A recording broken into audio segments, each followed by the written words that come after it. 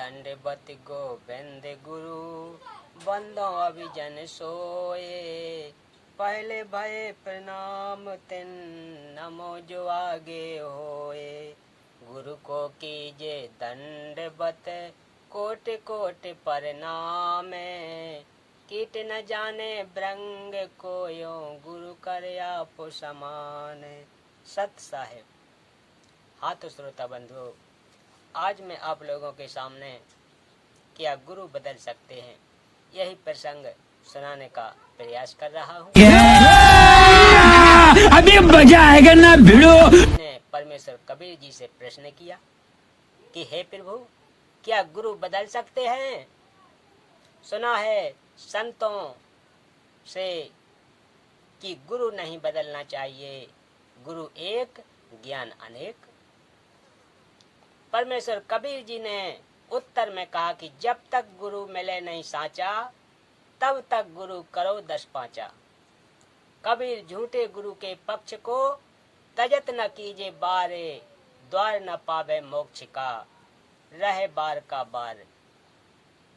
जब तक सच्चा गुरु सतगुरु ना मिले, तब तक गुरु बदलते रहना चाहिए। चाहे कितने ही गुरु क्यों ना बनाने पड़े और बदलने पड़े, झूठे गुरु को तुरंत त्याग देना चाहिए। कबीर डूबे थे पर उभरे गुरु के ज्ञान चमक। बेड़ा देखा जरमरा उतरे पड़े फड़क।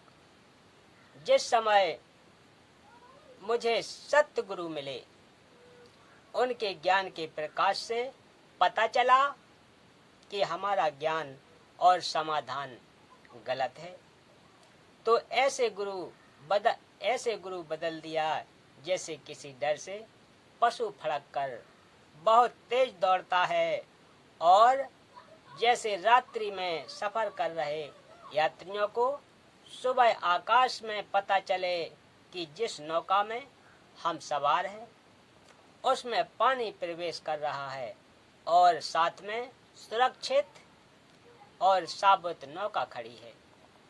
तो समझदार यात्री जिसने कोई नशा न कर रखा हो, वह तुरंत फूटी नौका को त्याग कर साबुत नौका में बैठ जाता है। मैंने जब काशी में कबीर जी सच्चे गुरु का यह ज्ञान सुना जो आपको सुनाया है, तो जाति धर्म को नहीं देखा। उसी समय सतगुरु की शरण चला गया और दीक्षा मंत्र लेकर भक्ति कर रहा हूँ। सतगुरु ने मुझे दीक्षा देने का आदेश दे रखा है। हे धर्मदास, विचार कीजिए, यदि एक वैद्य से रोगी स्वस्थ नहीं होता तो क्या अन्य डॉक्टर के पास नहीं जाता?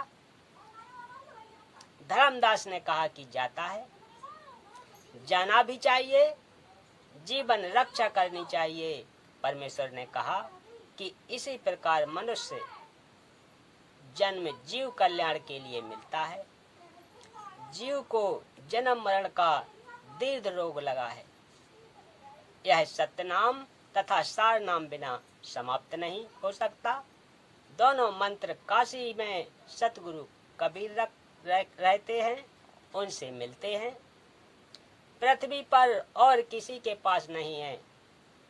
आप काशी में जाकर दीक्षा लेना, आपका कल्याण हो जाएगा, क्योंकि सतगुरु के बिना मेरा वह सतलोक प्राप्त नहीं हो सकता। धर्मदास जी ने कहा कि आप स्वयं सत्य पुरुष हैं, अब मैं धोखा नहीं खा सकता।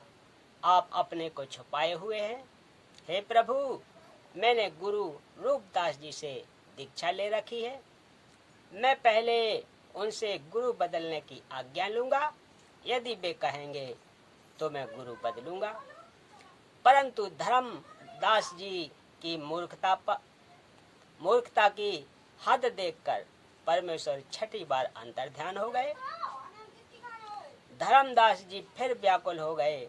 पहले रूपदास जी के पास गए, जो श्री कृष्ण अर्थात श्री विष्णु जी के पुजारी थे, जो वैष्णव पंथ से जुड़े थे।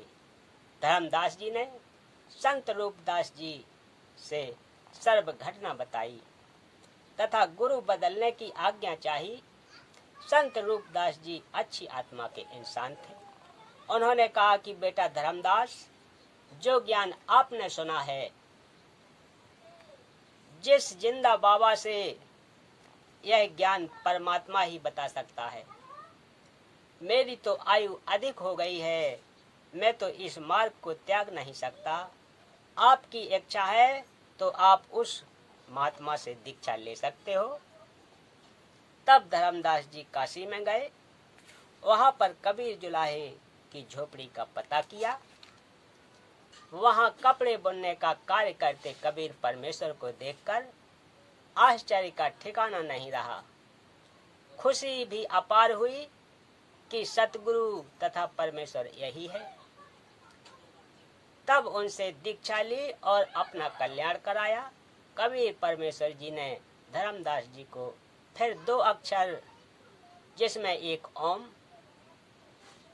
मंत्र है तथा दूसरा तत् जो संकेतक है, का सत्य नाम दिया। फिर सार नाम देकर सतलोक का वासी किया। बोलिए सतगुरुदेव की जय। तो भक्तों, आज की कथा का प्रसंग यहीं समाप्त करते हैं। मिलते हैं अगली कथा में। तब तक के लिए सत साहेब।